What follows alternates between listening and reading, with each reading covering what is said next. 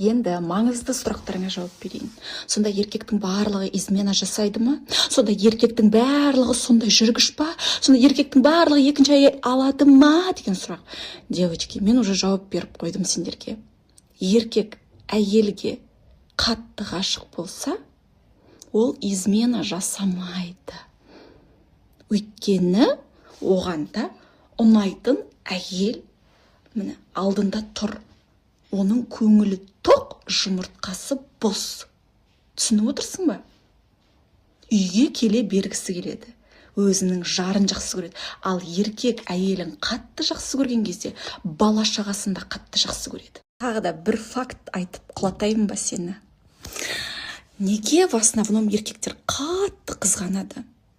Біреулер білдіреді, біреулер білдірмей қызғанады, но все равно қысқа киіп бара жатырсаң, жаңағы ашық, арты ашық, жаңағы сондай бір тартымды, сексуальный бір киімдер болса, сыртқа кетіп бара жатырсаң, іші деген өртеніп, қызғанып тұрады.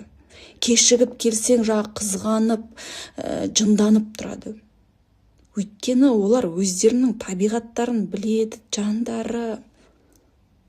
Өзі қарайды сондай әйелдерге.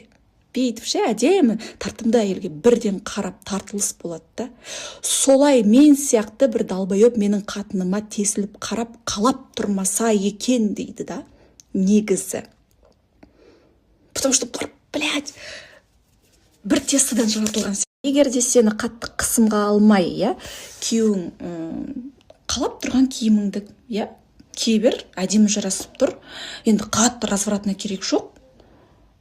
Жақсы жарасып тұр деп қолдап жүретін болса, значит ол еркектің өзі сондай. Әр қатынға көзі түспейді.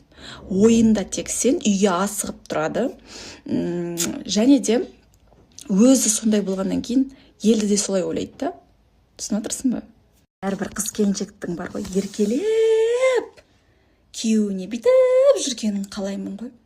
Тұрмыс құрмаған қыз болса, өзін сүйетін, жас тұрмыс құрмаған қызға өліп тұрған жігітті таңдаса екен, қателеспесе екен, бұлардың психологиясын жақсы біліп алса екен, тұрмыстағы болсаң, келіншек болсаң, сен үшін күйеуің өліп, былай пылинки сдувать етіп бүйтіп аялап жүргенін қалаймын мен ше.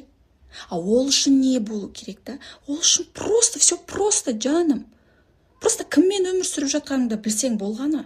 И кімге байға шығып бара жатқаныңды білсең болғаны. Қателеспейсің да, бинго да. Мен еркек қатындардың көп болғанын қалаймын. Еркеле